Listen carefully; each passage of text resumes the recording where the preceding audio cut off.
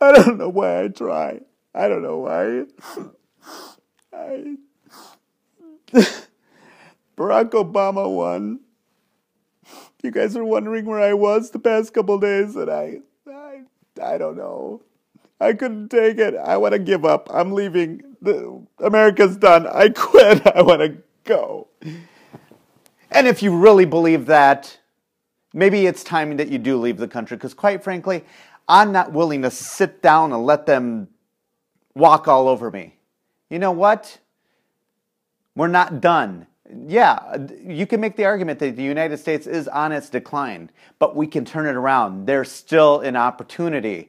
So let's go fight the fight. We aren't done yet. We lost the battle in the whole war. So why would you give up? I'm hearing a lot of people talking about that. It's like, people, think about it. Use your heads.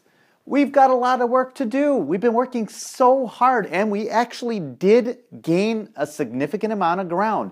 We just have to continue this. 8 million less people voted for Barack Obama in Tuesday's election than did in the 2008 election. We made an impact. We were able to recapture a couple of states that went blue last time around. Not enough to turn the election. But in reality, you know, while Mitt Romney was the best candidate of the ones available, and I actually do like him legitimately as a person. I think he's a great guy, and I think he would have been a good leader. Not the best, but I think he would have been good. A lot better than what's in there now. But the problem is he was not the right candidate. Let's be real. We haven't had the right candidate in a while. And for all you Ron Paul supporters out there, Ron Paul was not the right candidate either. And quite frankly, he had zero chance of winning, and we all know it. So those of you that voted for Gary Johnson, while I appreciate the fact that it's your right to do so, are you happier with Barack Obama? Hello? I mean, think about it. You know, Barack Obama is much further away from what Ron Paul was trying to accomplish. At least Mitt Romney would have gotten you a little closer to what you were trying to accomplish. But it is what it is, and you can't say you didn't have an impact. Look at Florida, look at Ohio, and look at other states like that were close. The difference was the Gary Johnson vote.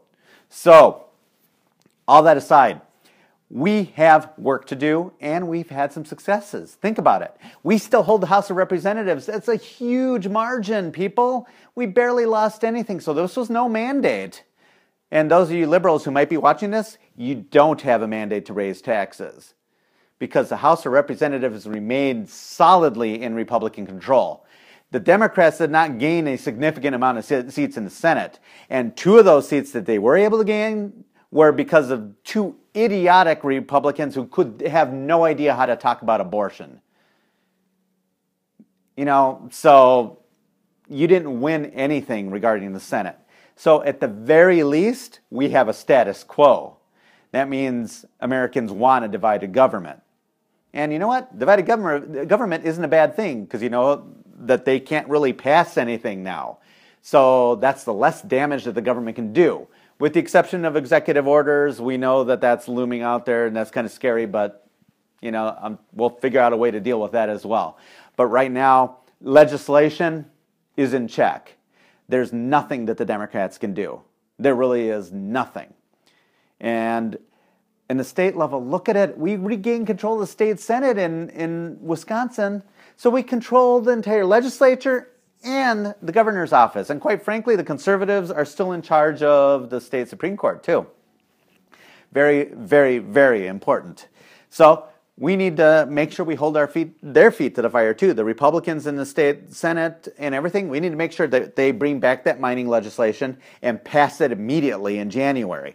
We need to make sure that they bring back bring up venue change legislation so we don't have to get stuck with Dane County judges determining everything in our future.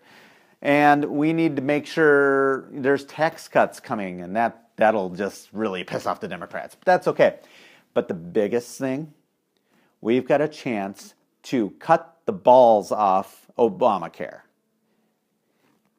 We need to pressure Scott Walker, who has to make a decision by next week, Friday. We need to pressure Scott Walker to not implement the state healthcare exchanges that Obamacare calls for.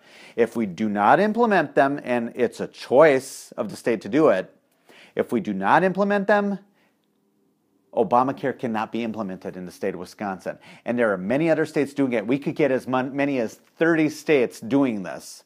Obamacare will be insignificant. So we've got work to do, folks. You do not give up. You fight the fight. Now, up to the next point that I'm going to make. It's time to put your money where your mouth is. It's not good enough to just say, I'm a Republican, I'm going to go vote.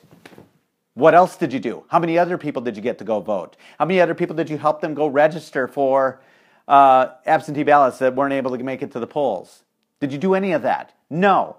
All you do is bitch about Obama and then you go vote. Great, I'm glad you vote. But now it's time to do something about it. Run for office yourself. Run for school board. Run for county board or city council. Anything like that. We need more ordinary people getting in there and less politicians.